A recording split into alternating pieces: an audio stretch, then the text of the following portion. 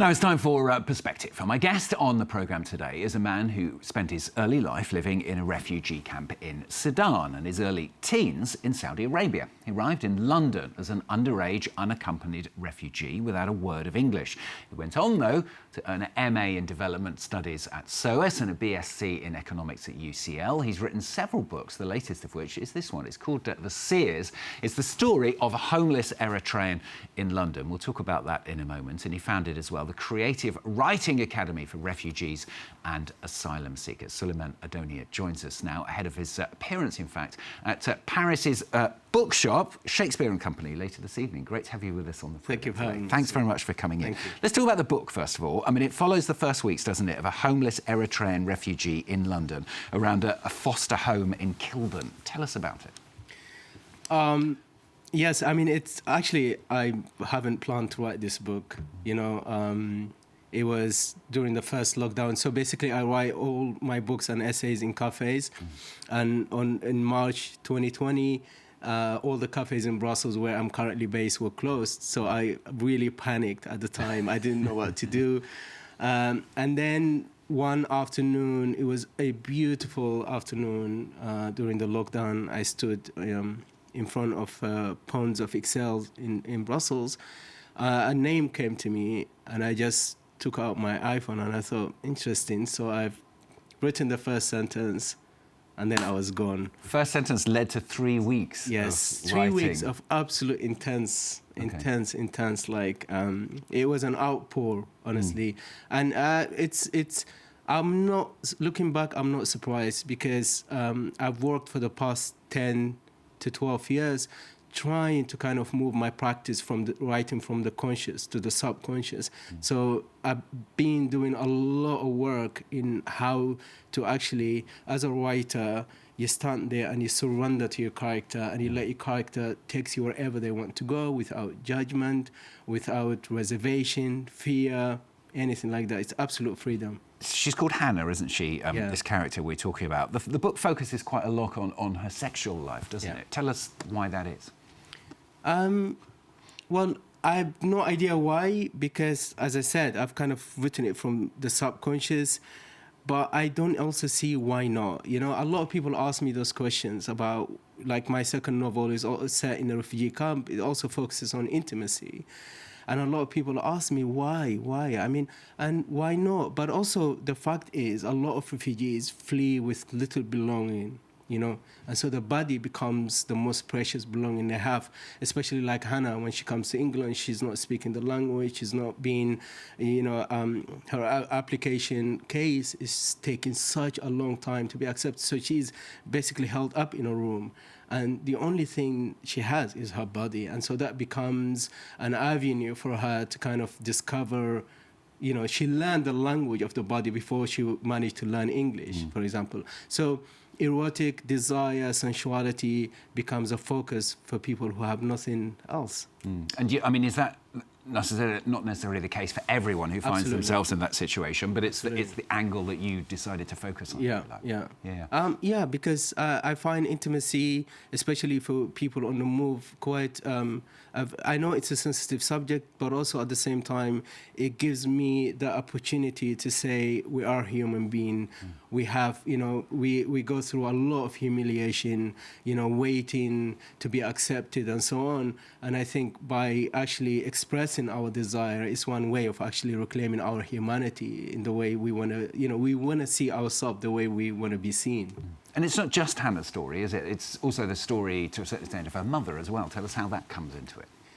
Well, basically, that angle, for me, looking back, it's all about history. You know, it's all about, you know, what sort of history we go back to look into. You know, history is gigantic. Like, so what sort of focus do you want? And also, like, a lot of my, like, in my experience, for example, my mother, after the murder of my father and the war and massacre that happened, she found it really difficult to talk about the history, you know, her history.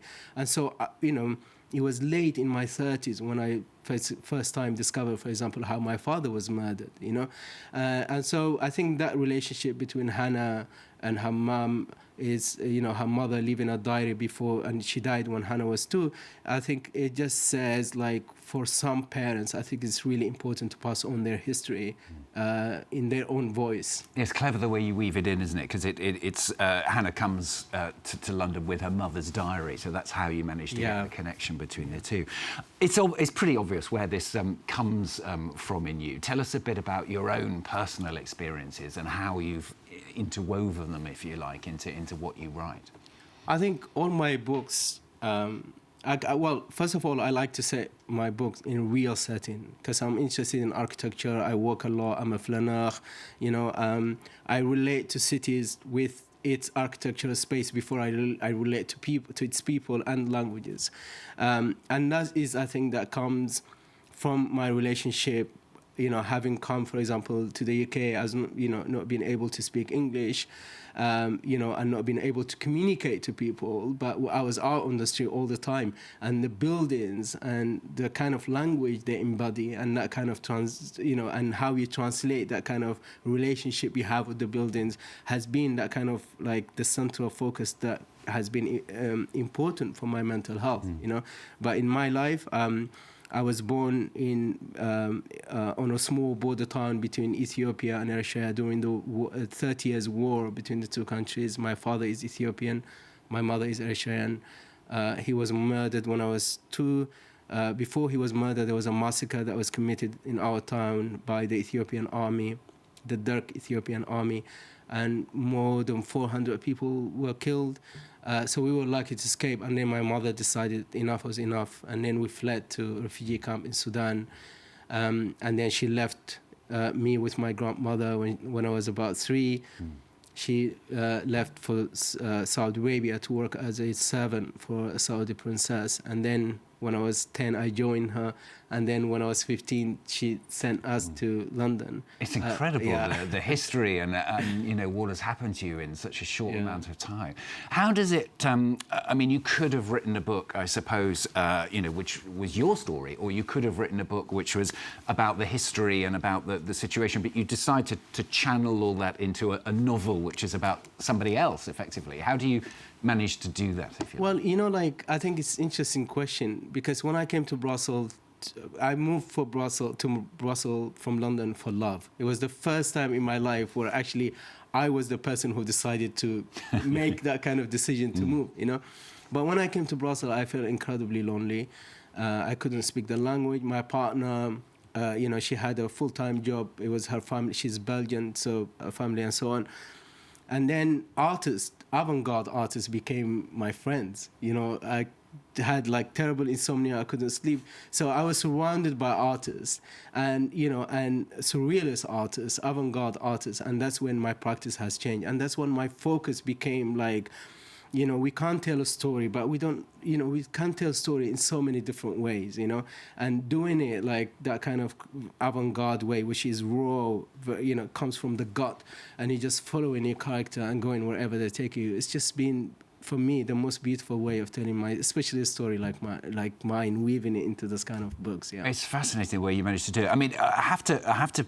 It sounds, I can't think of another way of saying pay tribute to you, because I mean, it's from what you've told us about your past and how that has developed. You know, coming to England, not speaking a word, then going on, as I said at the top, to getting MA in development, going on to get a BSc in economics, writing. But I mean, how on earth does one person manage to do that in one life? Well, I think I was so lucky also. I have to pay tribute to all these people who supported me, you know, coming to England, for example. You know, sometimes in news we focus about people who don't want migrant. But in my life story, for example, you know, there was this Jewish woman, there was this black Caribbean women who've been integral part of my acclimatizing into the UK system, you know. So, you know, it's been also because of my drive to kind of repay my mom and her sacrifice, but also, you know, I'm a survivor of 8 years in a refugee camp where so many of my friends have died. So for me, it's always been about, right, this is an opportunity that I kind of need to make use of, but at the same time, I really have to pay tribute to all these people, to ordinary people who run those migrant day center, going to those places, having tea when you are on your own, when you don't have family around you, when you're 15. They're so, so important. So it's also been people like that who kind of like inject into me that kind of optimism, that humanity and the way we relate to each other is so, so important. Yeah. I knew you were going to throw it back and say the same thing about other people. It's great to have you with us on the programme. Shakespeare and Company tonight. You're going to be talking about the book, talking about your own story as well. Yeah, I'm really looking forward to it. It's an iconic place, and to be, to be there tonight, it's just going to be special for me. Great. Thank you. Lovely to have you with us. Thank Sulaiman you, Addonia. There's the book. It. It's called The Seers. Thank you. You can go out and get it yourself as well. Thanks very much. Thank you so much.